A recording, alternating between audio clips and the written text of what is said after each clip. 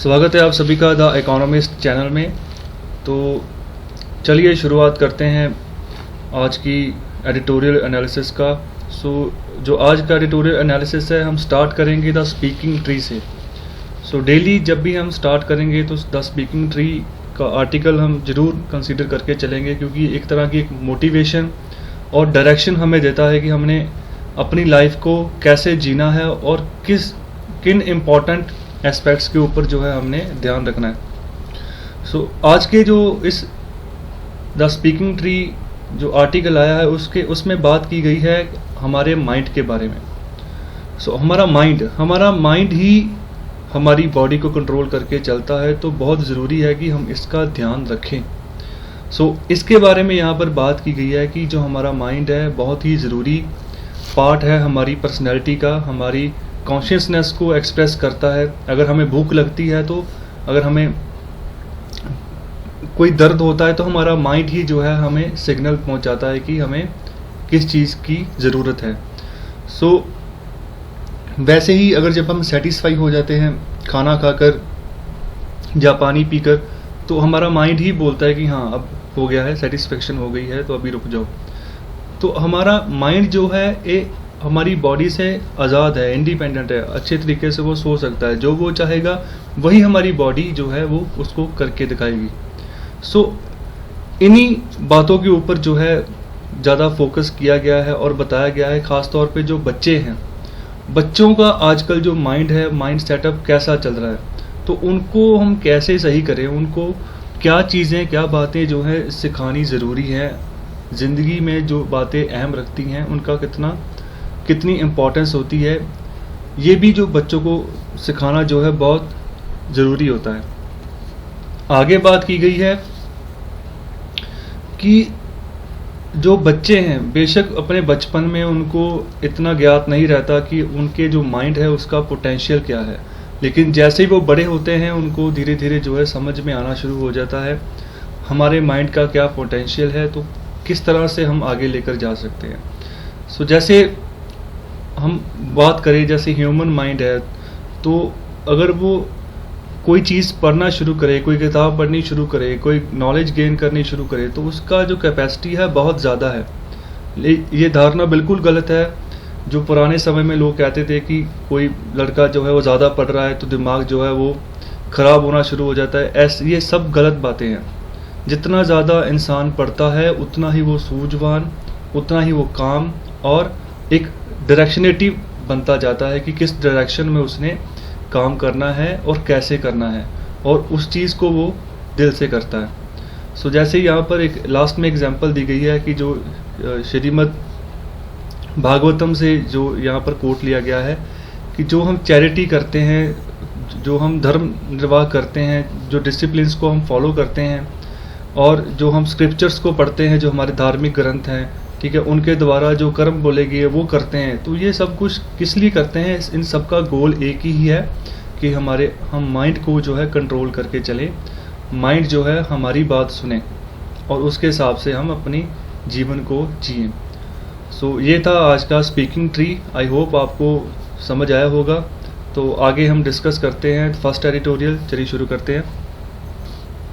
जो first editorial है ये बात कर रहा है कि आने वाले समय में रियल एस्टेट में, जो कमर्शियल और रेजिडेंशियल रियल एस्टेट है, उसमें क्या चेंजेस जो हैं आ सकते हैं। आर्टिकल की स्टार्ट करते हैं। स्टार्टिंग में बोला गया है कि गूगल ने अनाउंस कर दिया है कि वो जो वर्क फ्रॉम होम का कंसेप्ट है उसको जो है टिल जून और जुलाई 2021 तक जो है वो जारी रखेगा, और TCS जो है उसने भी बोला है कि 2025 तक वो एक्सपेक्ट कर रहे हैं कि जो उनकी सिर्फ एक क्वार्टर, एक चौथाई हिस्सा की जो वर्क फोर्स है वही जो है वो जो अपने घरों पे वो अपने ऑफिसेस जो है बना लें। इसी तरह हर एक कंपनी का अपना अपना व्यू है, अपनी अपनी पॉलिसीज है जिस हिसाब से वो अपनी ऑर्गेनाइजेशन को रन करते हैं। आगे यहाँ पर डिस्कस किया गया है कि जो वर्क फ्रॉम होम का कंसेप्ट है ये कितना कारगर है, क्या सच में ये फिजिबल है, क्या हर कोई इस चीज़ को अफोर्ड कर सकता है। आगे इसी बात के ऊपर जो है फोकस किया गया है। जो डिमांड है स्पेस की, ऑफिस स्पेस की, ये आने वाले समय में बढ़ सकती है। नए बिजनेसेस स्टार्ट होंगे, नया पोटेंशियल आएगा वर्क फ्रॉम होम में कि हर कोई जो है घर से ही बैठकर काम करे। तो इसमें आने वाले समय में स्पेस की डिमांड, जगह की डिमांड और बढ़ेगी, क्योंकि अगर कोई भी काम आपने घर से करना है तो आपको एक रूम चाहिए।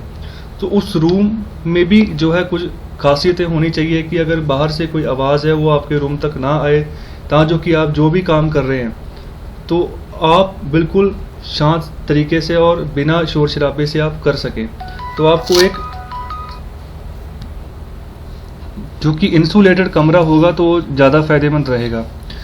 अगर आपने बाहर पेट्स रखे हैं, जहाँ घर में बच्चे हैं, शोर शराबा आ रहा है, तो वो थोड़ा मुश्किल हो जाएगा अगर घर से किसी कंपनी के लिए आपने काम करना है। सो आगे बात की गई है कि जो जैसे हांगकांग, सिंगापुर और जो लंदन के जो कुछ ऑफिसेस हैं, जो कंपनीज़ हैं, उन्होंने अपने ऑफिस जो है इंडिया में स्टाफ को रीलोकेट जो है करना शुरू कर दिया है, नए ऑफिसेस बनाने शुरू कर दिए हैं। तो अभी जो पैंडेमिक का केस है, अगर बात करें कोविड-19, तो अभी ये ख़त्म नहीं हुआ है और इसके हिसाब से ही हमें जो भी पॉलिसी डिज़ाइन करनी है वो करनी पड़ेगी। ओके, जैसे एयर कंडीशनिंग है ऑफिसेज में होती है, तो एयर कंडीशनिंग जो है एक बुरा इम्पैक्ट डाल रही है जो कोविड-19 के स्प्रेड के ऊपर। तो जितना कूलिंग एनवायरनमेंट होगा उतनी ही जल्दी ये फैल रहा है हवा में। और इसके अलावा यहाँ पर बात की गई है कि ऑफिस में जो है सोशल डिस्टेंसिंग जो है वो भी टफ है रखना। और आगे जो बात की गई है कि जो रेजिडेंशियल अकोमोडेशन है और रेडिकल बनता जा रहा है। अगर सपोज करो कि एक फैमिली में एक कपल है और दोनों जॉब कर रहे हैं, अगर दोनों जॉब कर रहे हैं तो फ्लैट अगर छोटा है तो कैसे बात बनेगी, क्योंकि वर्किंग आवर तो वही रहेंगे जो दोनों के हैं। जितना भी कंपनी का 8 आवर वर्किंग आवर होता है तो उसी में काम करना होता है, तो फिर उसमें दिक्कत आनी शुरू हो जाएगी। तो इसीलिए जो है आगे जो बात की गई है कि जो यंग वर्कर्स हैं, जो नए काम की तलाश में जाते हैं, जो इंफॉर्मेशन टेक्नोलॉजी इंडस्ट्री में काम कर रहे हैं, तो वो लोग तो एक फ्लैट में 3-3, 4-4 लोग रह रहे होते हैं। तो वहाँ कैसे काम बनेगा? वहाँ वो घर से या अपने फ्लैट के रूम से कैसे काम कर लेंगे? सपोज़ अगर किसी का जो क्लाइंट है उसकी इन्फॉर्मेशन उसने कॉन्फिडेंशियल रखनी है, तो 3 बंदों के जो रह रहे हैं उस कमरे में, तो वहाँ वो कैसे पॉसिबल है? तो ये एक बड़ा चैलेंज जो है सामने आ रहा है। जो वर्क फ्रॉम होम का कंसेप्ट भी है, इतना आसान नहीं है। अगर इसको सही तरीके से लागू करना है तो यहाँ पर ये बात बोली गई है कि जो कंपनीज अपने एम्प्लॉयज़ को वर्क फ्रॉम होम से काम करवाना चाहती, घर से काम करवाना चाहती हैं, वो कुछ एरिया, कुछ स्पेस जो है प्रोवाइड करवाए अपने जो वर्कर्स हैं उनको, जिससे कि वो आसानी से अपना काम जो है कंसेप्ट जो भी वो काम करना चाहते हैं आगे वो पहुंचा सके। आगे बात की गई कनेक्टिविटी में भी चेंजेस आने वाला है। आने वाले समय में 5G टेलीकॉम आएगा। जैसे एलॉन मस्क ने बोला है कि वो 12,000 सैटेलाइट जो है वो अर्थ ऑर्बिट में उतारेगा, जिससे लगता है कि आने वाले समय में वर्क फ्रॉम होम का कंसेप्ट जो है काफ़ी तेज़ी से फैल सकता है। रेजिडेंशियल रियल एस्टेट में बूम आएगा एक तरह का, क्योंकि आप देख सकते हैं कि आने वाला ज़माना ऐसे ही है। जैसे अगर हम कोविड-19 की बात करें, सो कोविड-19 भी इसके कब ख़त्म होगा इसकी कोई गारंटी नहीं है। कोई भी एस्टिमेशन WHO तक भी नहीं लगा पा रहा है कि कब ये ख़त्म होगा। तो जब पता ही नहीं है तो जो काम है वो तो हम रोक नहीं सकते, वो तो चलेगा ही। तो काम किस तरीके से चले? जो तरीका सबसे सेफ़ हो, जिससे हमारी हेल्थ सही रहे, कोविड-19 ना फैले, और इसको हम इस कंसेप्ट को सही तरीके से तभी इम्प्लीमेंट कर सकते हैं जब सारी कंडीशंस जो अभी हमने डिस्कस की हैं वो सही तरीके से प्रोवाइड की जाए वर्कर्स को। सो अगर आने वाले समय की एस्टिमेशन लगाए तो मुझे नहीं लगता पर्सनली कि कोई भी जो है ऑर्गेनाइजेशन अपनी जो बिल्डिंग्स हैं, जो उनके ऑफिसेज हैं, वहाँ पर वो लाएगी, चाहे वो स्कूल हो, चाहे वो कॉलेजेस का सेक्टर हो, चाहे वो रियल एस्टेट का सेक्टर हो, कोई भी सेक्टर हो। सभी काम जो है ऑनलाइन ही आने वाले समय में चलेगा। ऑनलाइन ही टेस्ट चलेंगे, ऑनलाइन ही बड़े बड़े एग्ज़ाम होंगे। ये जो है मेरा जो प्रोविज़न, मुझे लग रहा है कि ऐसा होगा। सो चलिए नेक्स्ट आर्टिकल डिस्कस करते हैं। सो जो नेक्स्ट आर्टिकल है वो है रिफॉर्म बियॉन्ड रिकैपिटलाइजिंग बैंक्स। बैंक्स को रिकैपिटलाइज करने के बारे में है, बैंक्स में रिफॉर्म लाने के बारे में है कि बैंकों की हालत जो है आप देख सकते हैं, हर जो है 1 महीने बाद जो है सरकार नया फैसला ले रही है कि कि बैंक्स की हालतों को कैसे सुधारा जाए। तो बैंक्स में प्रॉब्लम क्या है? सो बैंक्स में जो सबसे बड़ी प्रॉब्लम चल रही है वो चल रही है एनपीएस की, नॉन परफॉर्मिंग एसेट्स की, कि जो लोन लोगों ने लिया है वो लोन के पैसे लोग वापस नहीं कर पा रहे हैं और उनका जो लोन लिया हुआ है वो नॉन परफॉर्मिंग एसेट घोषित हो रहा है, जिससे कि बैंक्स को जो है वो दिवालिया होने के कगार पर हैं। तो एक साल पहले भी सरकार ने जो था काफ़ी बड़ी अमाउंट जो बैंक्स को दी थी रिकैपिटलाइजिंग करने की। तो अभी भी सरकार जो है कोशिशें कर रही हैं, बड़े बड़े बैंकों को बचाने की कोशिश कर रही है, जैसे पीएनबी, एसबीआई है और भी जो बैंक्स हैं उन सबको आपस में मर्ज कर रही है।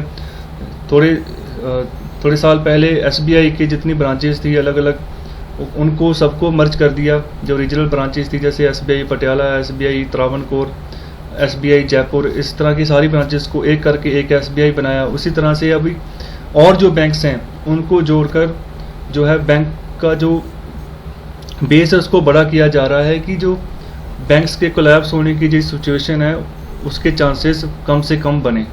सो अभी तो हम ऐसा कर लेंगे, आगे जाके जब फिर सिचुएशन जो है आज की तरह होनी शुरू हो जाएगी तो उसके लिए हम क्या करेंगे? तो उसके लिए हमें रिफॉर्म लाने पड़ेंगे, बैंक्स को रिकैपिटलाइज करना पड़ेगा। जहाँ जहाँ खामियां हैं बैंक्स में उनको दूर करना ही पड़ेगा, नहीं तो पूरा देश दिवालिया हो सकता है बैंक्स अगर दिवालिया हो गए।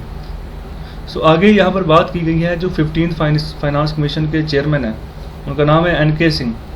उन्होंने बहुत बढ़िया काम किया है, रिफॉर्म लेकर आए हैं पब्लिक सेक्टर बैंक्स में, ठीक है। रिकैपिटलाइजेशन का वहाँ पर काम हुआ है, डिसीजन मेकिंग बॉडी जो है प्रोसेसेस उनको सही किया गया है, ठीक है। अभी भी जो चल रहा है, जैसे पहले था नेता बाबू इंटरफेरेंस, बैंकिंग ऑपरेशंस में बहुत सारी इंटरफेरेंस होती थी। जैसे किसी को लोन प्रोवाइड करवाना है तो जो है कोई पॉलिटिकल लीडर जो रीजनल एरिया का वो फ़ोन कर देता था, ठीक है। ऐसे कम कोलैटरल एसेट्स लेकर भी लोन प्रोवाइड कर दिया जाता था कुछ समय पहले। सो अभी इन सभी चीज़ों को ख़त्म किया गया है, ठीक है। जो स्टेट सेक्टर बैंकर्स हैं उनको जो है सही जो मुआवजा है, जो सही जो रिनमरेशन है, जो उनकी सैलरी है वो दी जा रही है, जो प्राइवेट सेक्टर के उनके मुकाबले उनको थोड़ा एनरिच करने की कोशिश की जा रही है कि कंपनसेशन ज़्यादा से ज़्यादा दें जो हमारे पब्लिक सेक्टर बैंक्स के जो एम्प्लॉई हैं। आगे जो बात की गई है कि जो कंपनसेशन है, अभी का जो कंपनसेशन स्ट्रक्चर है वो सही नहीं है, उसको सही करेंगे, सही करने की ज़रूरत है। और जो लॉन्ग टर्म परफॉर्मेंस है उसके ऊपर फोकस करना है। अभी लॉन्ग टर्म परफॉर्मेंस के ऊपर फोकस करेंगे तभी हम कह सकते हैं कि जो देश का जो बैंकिंग सेक्टर है वो सही दिशा में जा रहा है। उसके आगे बात की गई है जैसे जो ग्लोबल टैलेंट है, ग्लोबल नॉर्म्स हैं वो हमारी बैंकिंग प्रणाली के ऊपर अट्रैक्ट हों, ठीक है। हमारे बैंकों से लोन लें। जो पीजे नाइक कमेटी है उन्होंने भी रिकमेंडेशंस दी हैं कि जो governance of boards of banks हैं इनकी जो सिस्टम है इनको रिव्यू किया जाए कि कैसे काम कर रहे हैं। इससे क्या होगा कि जो कल्चर है मैक्सिमम रिटर्न मिलने का लॉन्ग रन में, इसको बढ़ावा मिलेगा। ओके, उसके आगे जो है पीएसबी बोर्ड्स हैं उन्होंने भी अभी अलाउ कर दिया है कि वो चीफ रिस्क ऑफिसर्स जो हैं मार्केट डिटरमाइंड कंपोजिशन के ऊपर जो है अलाउ करेंगे कि अपॉइंट करने हैं chief risk officers. Market determined composition जैसे बाहर जो कंपनसेशन जो पैसे मिलते हैं उन्हीं के हिसाब से वो उनको सैलरी देंगे। The case for market based salaries to senior bankers is compelling, कि जो सीनियर बैंकर्स हैं उनके भी जो सैलरीज हैं उनको मार्केट के बेस के हिसाब से जो प्राइवेट बैंक्स में चल रही हैं उसके हिसाब से उनको कंपेल किया जाएगा। ट्रांसपेरेंसी लाएंगे डिसीजन मेकिंग में, जब भी लोन सैंक्शन करने जा रहे होंगे, जो भी लोन के लिए जो पर्याप्त जो कोलैटरल चाहिए, अगर वो कोलैटरल पूरे होंगे तभी लोन जो है आगे जो कंज्यूमर्स को दिया जाएगा। जो बैंकिंग प्रणाली में जो स्टेट बैंक्स हैं उनको फंक्शनल ऑटोनॉमी देनी चाहिए। जो उनके कमर्शियल डिसीजंस हैं, जो भी व्यापार के लिए वो डिसीजन लेते हैं वहाँ पर उनको फुल फंक्शनल ऑटोनॉमी हो। उसके बाद जो क्रिमिनल इन्वेस्टिगेशंस हैं बैंकिंग डिसीजन की, ठीक है, वहाँ पर भी जो कुछ नेता बाबू की इंटरफेरेंस रहती है वो उसको ख़त्म करना चाहिए, जो कि बैंकिंग प्रणाली दुरुस्त होके आगे देश की भलाई के लिए आगे काम करे। उसके बाद बैंक की जो सुपरविज़न है उसको और टाइट करने की ज़रूरत है। जो अभी के एनालिसिस हैं, अभी जो लैंडिंग की प्रक्रिया चलती है, उनको दोबारा से निरीक्षण करने की ज़रूरत है। जहाँ पर खामियां हैं उन खामियों को दूर करना चाहिए। उसके बाद जो अगर कोई भी बैंक जो कोई भी लोन प्रोवाइड कर रहा है तो उसकी अगर एसेट लायबिलिटी मिसमैच है तो उनको डिस्करेज करना चाहिए, कोई फ़ाइन रखना चाहिए या सस्पेंशन रखनी चाहिए कि ऐसी जो है एक्टिविटीज़ आगे ना हो। उसके बाद जो भी इफ़ेक्टिव रिफॉर्म हो बैंकिंग का, वही जो है जो डेब्ट मार्केट है भारत की, जब बैंकों की, उसको जो है कम कर सकता है।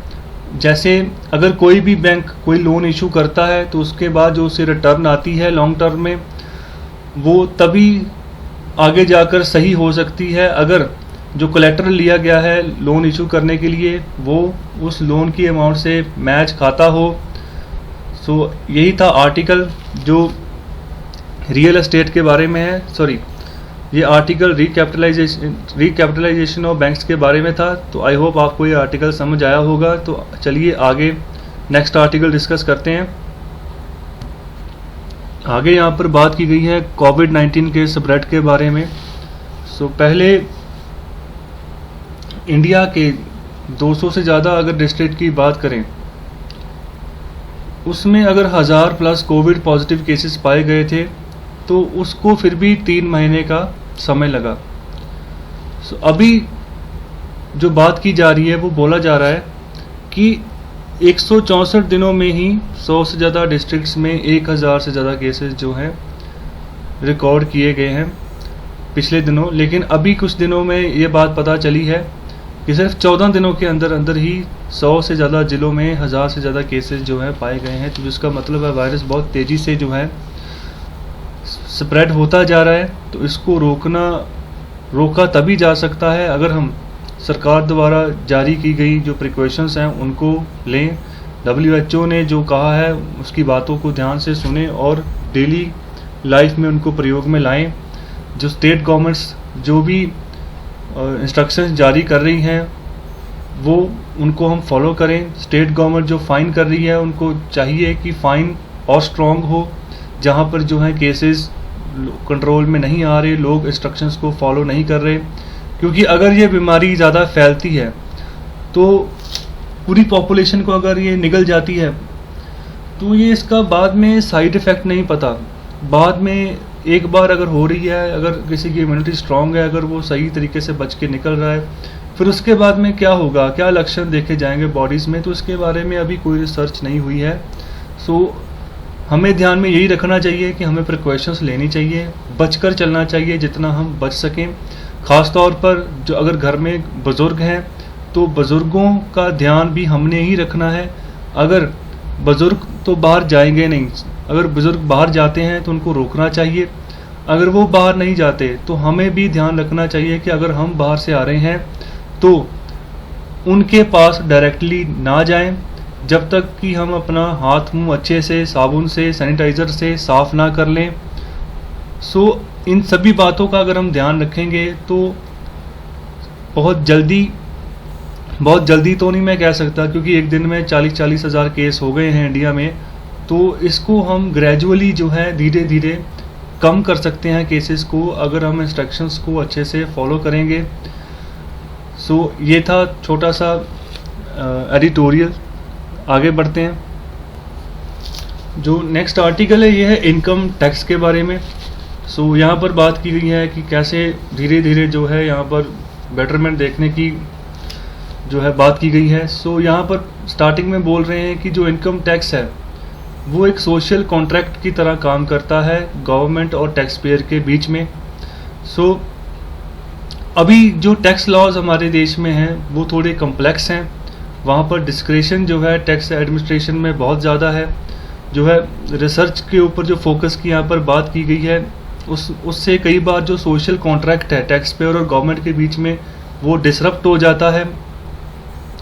और आगे जो बात की गई है कि रिसेंटली स्टेटमेंट जो दी गई है central board of direct taxes के जो चेयरमैन हैं, जिनका नाम है प्रमोद चंद्र मोदी, उन्होंने कहा है कि अभी भी जो है सरकार ने बहुत सारे जो है रिफॉर्म्स लाए हैं डायरेक्ट टैक्सेस के केस में, और गवर्नमेंट पिछले साल सितंबर में भी 2019 में भी उन्होंने काफ़ी जो है रेट कट किए हैं कॉरपोरेट टैक्सेस के, जिससे जो है इनकम टैक्स में जो इनकम टैक्स पेयर हैं उसमें थोड़ा बढ़ावा हो और लोग आगे आए टैक्सेस देने के लिए।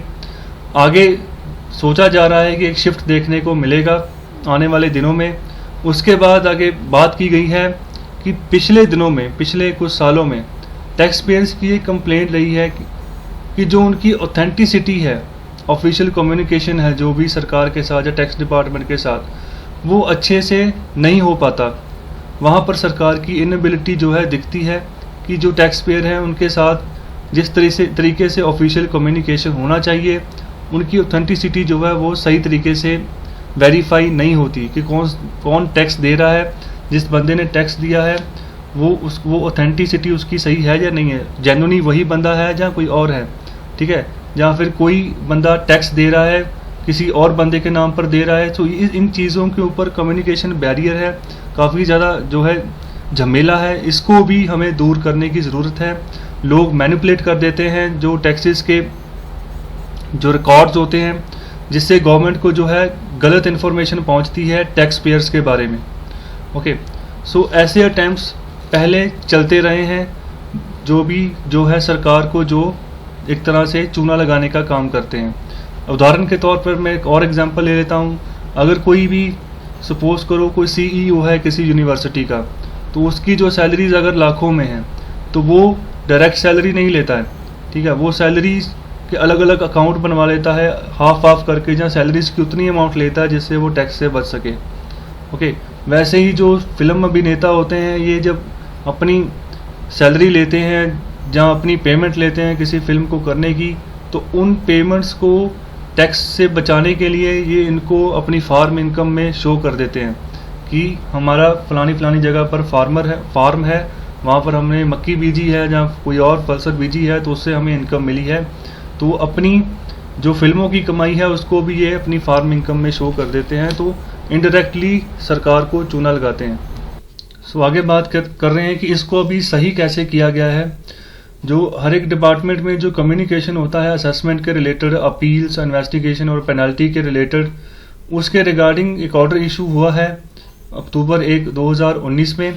सो उसमें कहा गया है, कुछ बातें वहाँ पर बात की गई हैं कि कुछ जैसे कंप्यूटर जनरेटेड एक यूनिक डॉक्यूमेंट है, यूनिक डॉक्यूमेंट आइडेंटिफिकेशन नंबर है, जो कि मैंडेटरी कर दिया गया है, जो कि होना चाहिए टैक्स पेयर के पास। उसके बाद जो ई असेसमेंट स्कीम जो है सरकार ने निकाली है ये वाली 2019 में, उसमें सितंबर 12, 2019 को कुछ और नई स्कीम के लिए असेसमेंट बनाने की बात की गई है कि जो असेसिंग ऑफिसर है और जो असेसी है जिसने मतलब टैक्स देना है, उसमें जो ज़्यादा इंटरफेरेंस है उसको एलिमिनेट किया जाए, कम से कम इंटरफेरेंस हो, और उसके बाद जो रिसोर्सेज आए उनको सही तरीके से जो है यूटिलाइज किया जाए।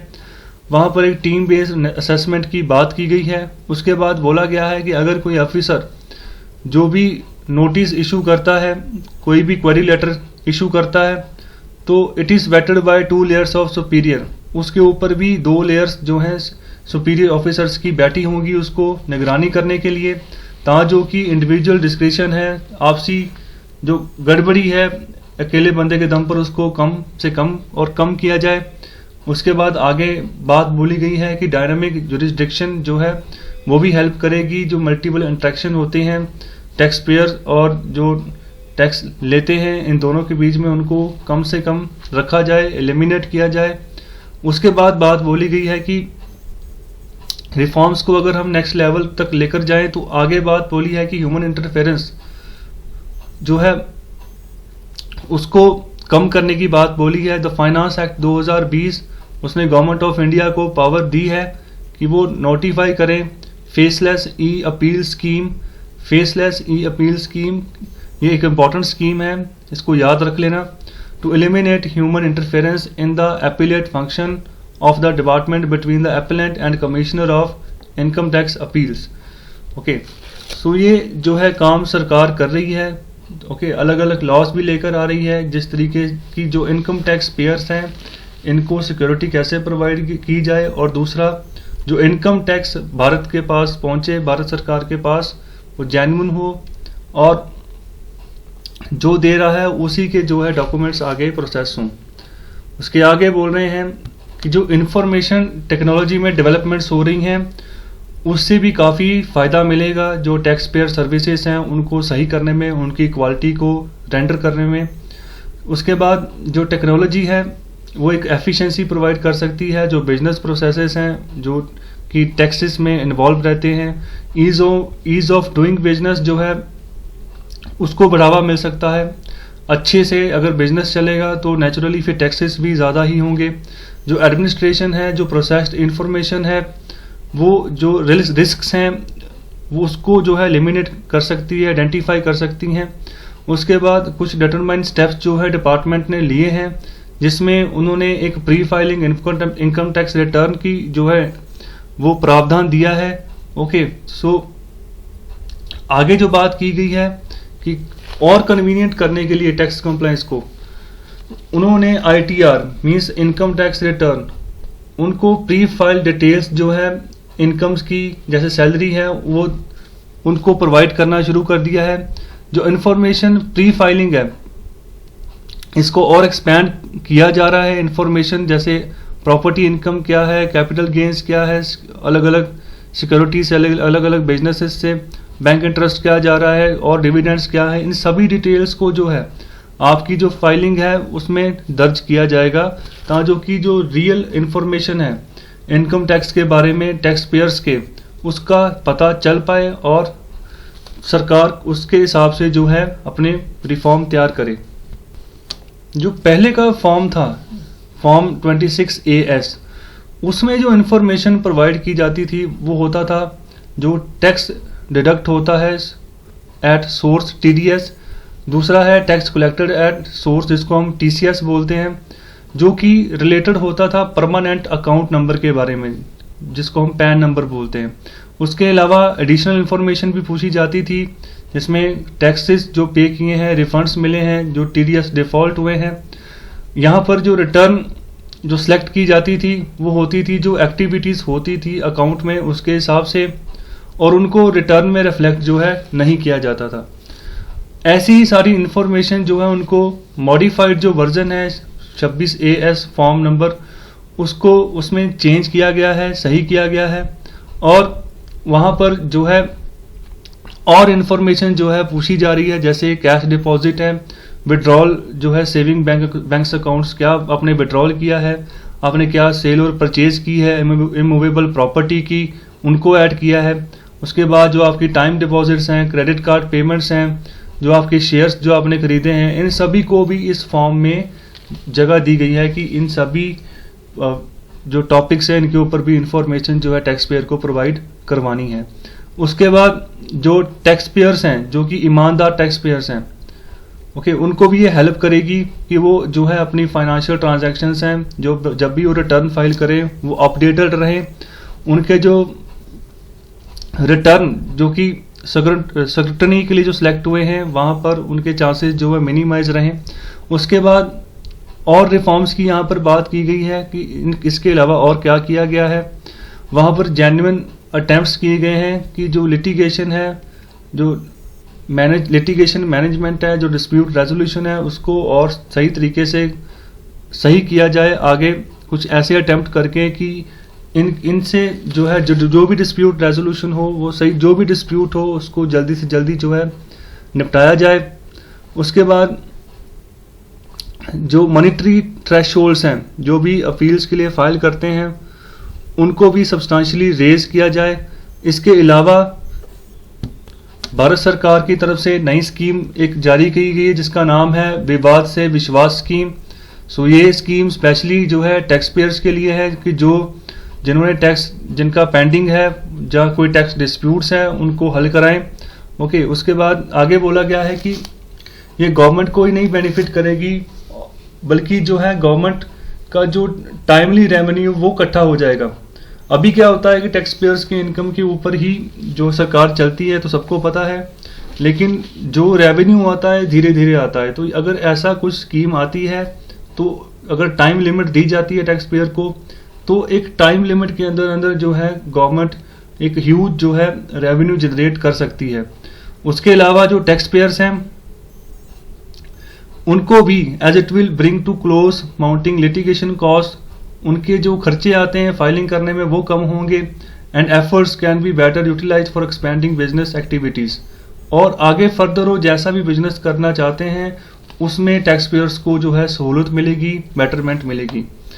उसके बाद और जो आगे यहाँ पर बात की गई है वो बोला गया है कि जो टैक्स एडमिनिस्ट्रेशन है वो भी एक स्टेडफास्ट शिफ्ट कर रही है कि एनफोर्सर टू ए फैसिलिटेटर, मतलब वो जबरदस्ती दबाव बनाने के काम से हटकर एक फैसिलिटेटर के काम के तौर पे काम करना ज़्यादा पसंद कर रही है जो टैक्स एडमिनिस्ट्रेशन है भारत सरकार की। उसके बाद जो धुंधलापन है उससे ट्रांसपेरेंसी की ओर जाने की बात की गई है कि टैक्स ट्रांसपेरेंसी हो, किसने क्या टैक्स दिया, सरकार ने क्या टैक्स लिया है, कहाँ पर लगा है। उसके बाद जो कॉर्पोरेट टैक्स है उसमें कट किया गया है, जैसे कि मैंने अभी आर्टिकल के स्टार्टिंग में बताया था। उसके बाद जो पर्सनल टैक्स स्ट्रक्चर है उसको सिंप्लीफाई किया गया है। जो कमिटमेंट है कि जो टैक्स पेयर्स का चार्टर है और वहाँ पर रिफॉर्म लाने की बात की गई है, उसको रिफॉर्म लाया गया है, शिफ्ट लाने की बात की है, शिफ्ट लाया गया है। उसके बाद जो ओवरऑल एम्फोसिस है, ये वाइड रेंजिंग रिफॉर्म्स, ये टैक्स सिस्टम को सही तरीके से डिज़ाइन करने के लिए ज़रूरी है। अगर गवर्नमेंट को रेवेन्यू चाहिए, अच्छा रेवेन्यू, तो जो टैक्स रिफॉर्म है इनको इम्प्लीमेंट करना बहुत ज़रूरी है। देखिए टैक्स की इनकम कितनी इंपॉर्टेंट होती है ये आप समझने की कोशिश कीजिए। टैक्स की इनकम सही आएगी, ज़्यादा से ज़्यादा टैक्स आएंगे तो जो गवर्नमेंट को डिसीजन लेने हैं, जहाँ इन्वेस्टमेंट करना है, वो काम जल्दी होगा। ठीक है, हमें ही उल्टा जो है इसका फ़ायदा मिलेगा। सो जो भी इनएफिशिएंसी है उसको आने वाले समय में जो है हटाना चाहिए, जो भी डिस्टर्बेंस है उसको ख़त्म करना चाहिए और कोशिश करनी चाहिए कि टैक्स रिफॉर्म जो सिंपल से सिंपल और ट्रांसपेरेंट हो जितना भी पॉसिबल हो सके। सो जो इस आर्टिकल के राइटर हैं वो एडिशनल सेक्रेटरी हैं finance minister government of India के। सो आगे चलते हैं, नेक्स्ट आर्टिकल डिस्कस करते हैं।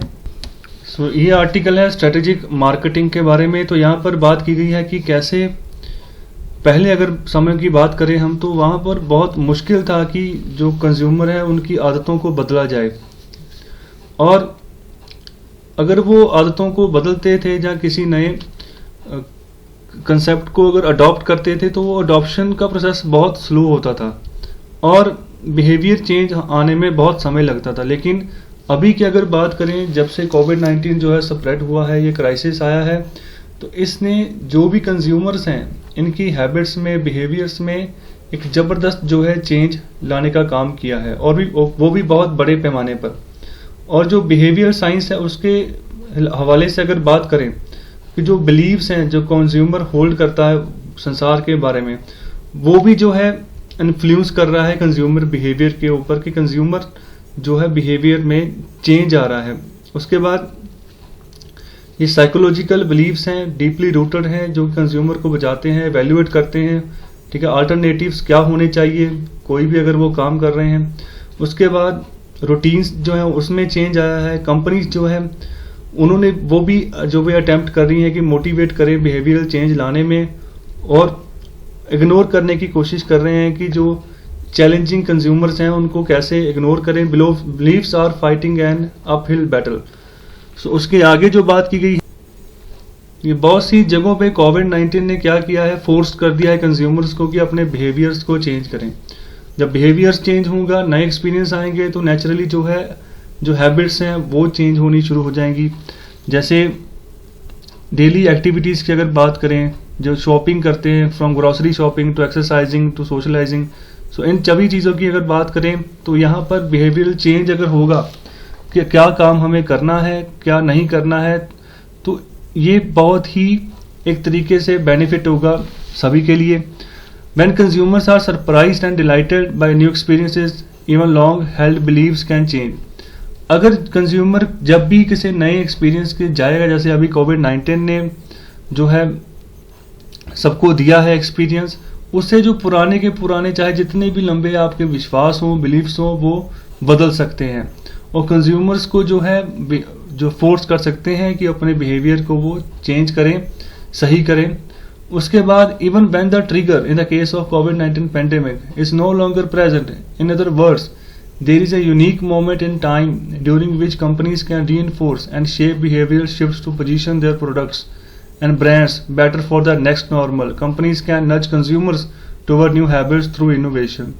So नई आदतें, जैसे अभी मास्क डालना है, सैनिटाइज करने हैं हाथ को, जहाँ भी जाना है, जहाँ भी रहना है, उस रूम को सैनिटाइज करना है, और जो भी परहेज करना है कि बाहर की चीज़ें कम से कम हम सेवन करें, जो घर की बनाई चीज़ें हैं उनके ऊपर ज़्यादा फोकस करें।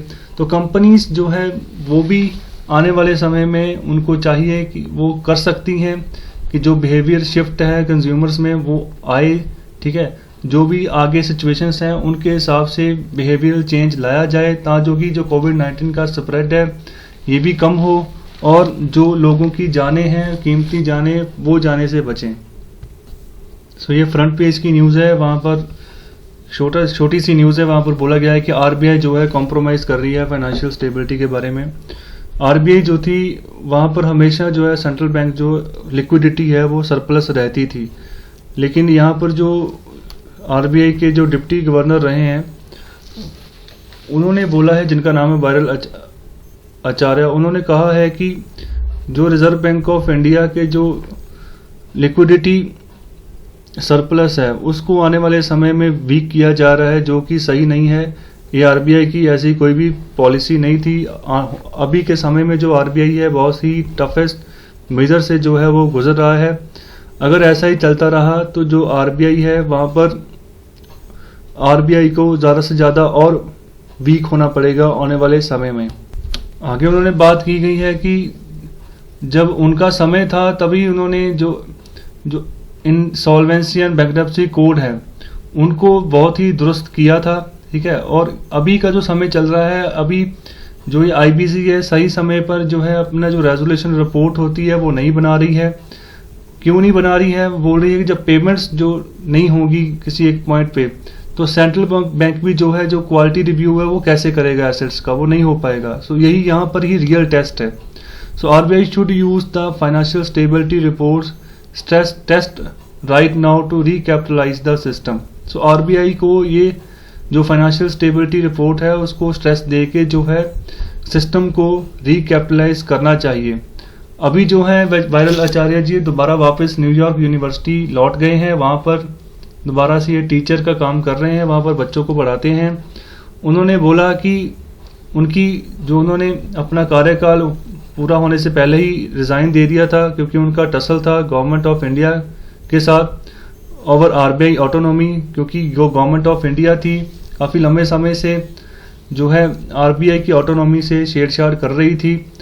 इसके अलावा इनके जो प्रीडिसेसर थे जैसे उर्जित पटेल और रघुराम राजन, और इन्होंने तीनों ने इकोनॉमी को सुधारने का काम किया था जब ये आरबीआई की अहम पदों पर रहे थे, और टफ रूल्स दिए थे जिससे कि जो उधार करता है वो दोबारा अपना उधार चुकाने से बचे ना और कहीं और दूसरी जगह भागे नहीं। तो ये सब बातों की यहाँ पर उन्होंने बात की गई है।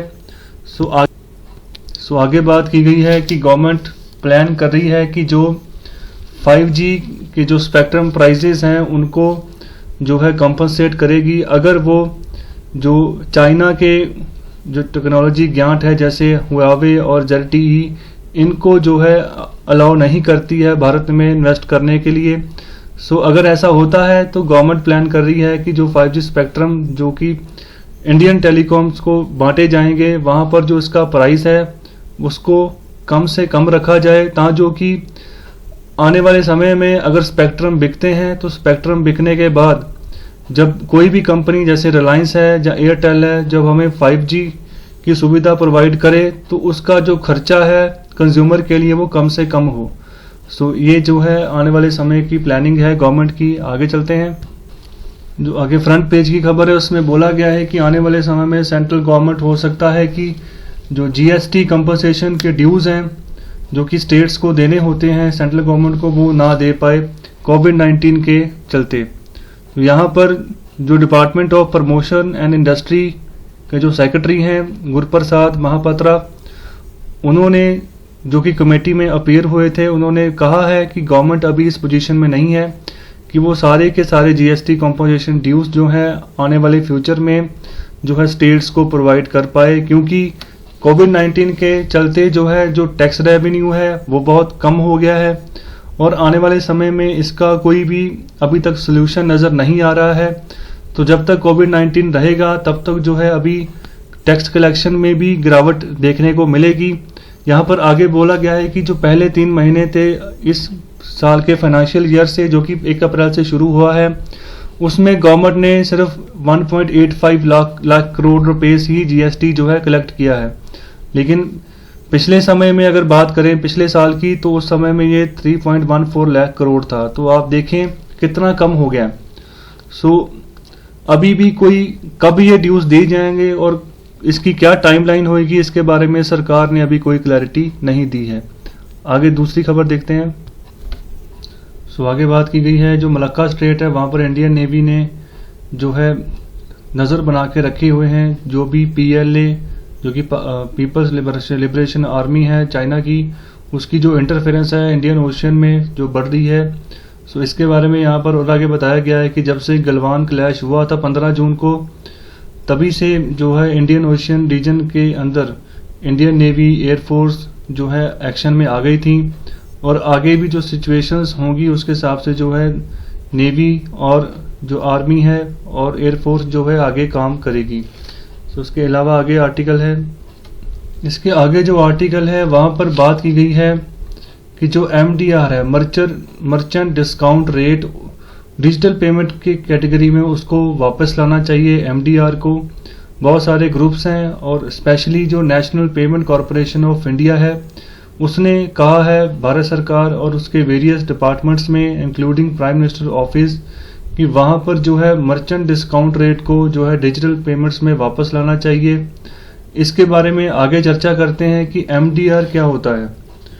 MDR एक तरह की फीस होती है जो कि बैंक्स कलेक्ट करते हैं उन व्यापारियों से जिनके लिए वो प्रोसेसिंग करते हैं उनकी ट्रांजैक्शंस। जैसे कोई व्यापारी है उसकी ट्रांजैक्शंस जो है करनी है, इंटरनेशनल ट्रांजैक्शंस है, काफ़ी ह्यूज हैं, जैसे भी हैं वो ट्रांजैक्शंस करने के लिए जो है एक MDR जो है मर्चेंट डिस्काउंट रेट जो है बैंक लेता है उस मर्चेंट से।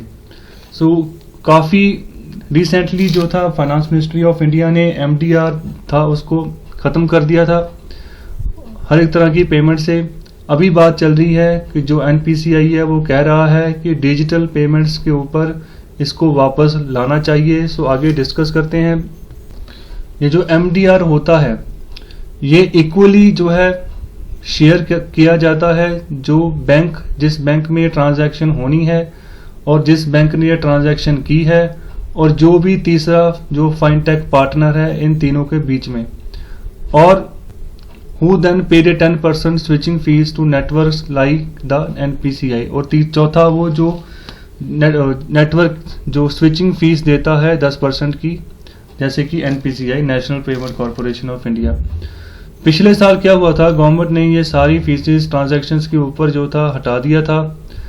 जैसे सबसे पॉपुलर जो है यूनिफाइड पेमेंट्स इंटरफेस है, रुपए है, डेबिट कार्ड्स, मोड्स हैं, इन सभी से इस चीज़ को हटा दिया था। उसके बाद आगे क्या हुआ कि जो और भी बहुत सारी कंपनीज थी NPCI के अलावा, जैसे पेमेंट काउंसिल ऑफ इंडिया था, उसके बाद जो डिजिटल पेमेंट्स कंपनी थी NPCI, इन सब ने मिलकर PMO को बोला कि जो वेवेज फीस जो कि हटाई गई है डिजिटल ट्रांजैक्शंस के ऊपर उसको दोबारा से सब्सिडी के तौर पर लिया जाए, ताकि जो कि लॉसेस हो रहे हैं फीस वेव होने की वजह से वो कम किए जा सके। बहरहाल देखो, वैसे ही कोविड-19 की वजह से सिचुएशन बहुत ख़राब चल रही है, तो जो सरकार ने कोविड-19 के पहले जो डिसीजन लिए हुए थे उनकी वजह से अब जो परेशानियां देखने को मिल रही हैं, जो इस MDR को वेव करना अभी जो है सर्वाइवल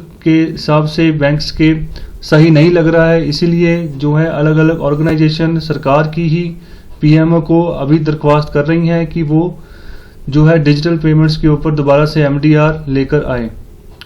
उसके अलावा और भी जो फाइनेंस मिनिस्ट्री के अलग से अलग अलग डिपार्टमेंट्स हैं उनको जो रिप्रेजेंट करते हैं, इसके अलावा आरबीआई और जो नीति आयोग है वो भी जो है डिजिटल पेमेंट्स के ऊपर जो है कंसर्न कर रहा है, बढ़ा रहा है और आगे बात कर रहा है कि जो स्लो डाउन हो रहा है उसको अगर हमने आगे करना है, स्लो डाउन को ख़त्म करना है, डेवलपमेंट लेकर आनी है, तो डिजिटल पेमेंट्स के ऊपर हमें फोकस करना होगा। उनकी ग्रोथ को हमें जो है पहचानना होगा, उसको प्रमोट करना होगा। आने वाले समय में जिस तरह के हालात हैं तो डिजिटल पेमेंट ही सबसे जो है सेफ जरिया होगा ट्रांजैक्शन के लिए।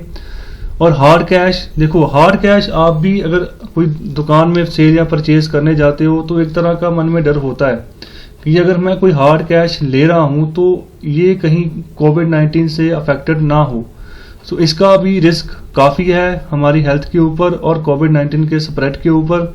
तो उसके अगर हम ध्यान रखें तो इसके जो एक रिजल्ट है या उपाय है वो यही है कि डिजिटल पेमेंट्स में एमडीआर जैसे ख़त्म कर दिया था, उससे लॉस हो रहा है बैंक्स को और जो पूरी की पूरी प्रणाली चलती है उसको। उसके बाद आगे बात की गई है कि जो बढ़ावा किया जाएगा, इससे आगे क्या होगा अगर हम समय पर अपने डिजिटल पेमेंट्स के सिस्टम को सही करते हैं, ठीक है। अगर नहीं होगा तो जैसे पहले जैसे हम डेबिट कार्ड यूज़ करते हैं या क्रेडिट कार्ड यूज़ करते हैं तो प्राइवेट सेक्टर में हम देख रहे हैं मास्टर कार्ड है, वीज़ा कार्ड्स हैं, तो इनका फिर से बोलबाला होगा। और जो हमारा घर का बनाया हुआ है, घर में हमने जिसको प्रोसेस किया है रुपए कार्ड्स, वो जो है आने वाले समय में हो सकता है उसका जो इश्यूएंस है वो कम हो जाए, उसमें बहुत ही बड़ी गिरावट देखने को मिले। क्योंकि अगर हम इस तरह से जो भी इंसेंटिव्स मिलते हैं जैसे कार्ड्स हैं या इसके अलावा और भी कोई प्रोसेस से अगर कोई फीस बैंक्स को मिलती है, अगर उनको सरकार हटा देगी तो उससे आने वाले समय में काफ़ी नुकसान देखने को मिलेगा। और मास्टर कार्ड और वीज़ा कार्ड इन जैसे इंटरनेशनल जो कार्ड्स हैं इनका फिर से बोलबाला होगा। उसके बाद आगे बात की गई है कि एमडीआर की एब्सेंस में जैसे कि डिजिटल पेमेंट्स में ग्रोथ देखने को मिली है तो बहुत ही मुश्किल है कि सरकार जो है अपना ये फैसला वापस लेगी। हालांकि जो पेमेंट ऑपरेटर्स हैं उनको काफ़ी सारा नुकसान जो है सहना पड़ रहा है इसके एमडीआर की एब्सेंस की वजह से। अगर कोई भी वो हाईएस्ट ऑफिसेस तक कोई भी पेमेंट पहुंचाते हैं तो जो उनको एमडीआर के हिसाब से जो फीस के हिसाब से जो रिटर्न मिलना चाहिए थे वो नहीं मिलता था और ना ही इसके कोई चांसेस है कि गवर्नमेंट इसको कोई चेंज करने जा रही है। उसके बाद जो पेमेंट ऑपरेटर्स हैं वो ऑलरेडी जो है एमडीआर के जो है ऑल्टरनेटिव्स जो है ढूंढ रहे हैं, जैसे कि सब्सक्राइबर फीस वो लगा लें।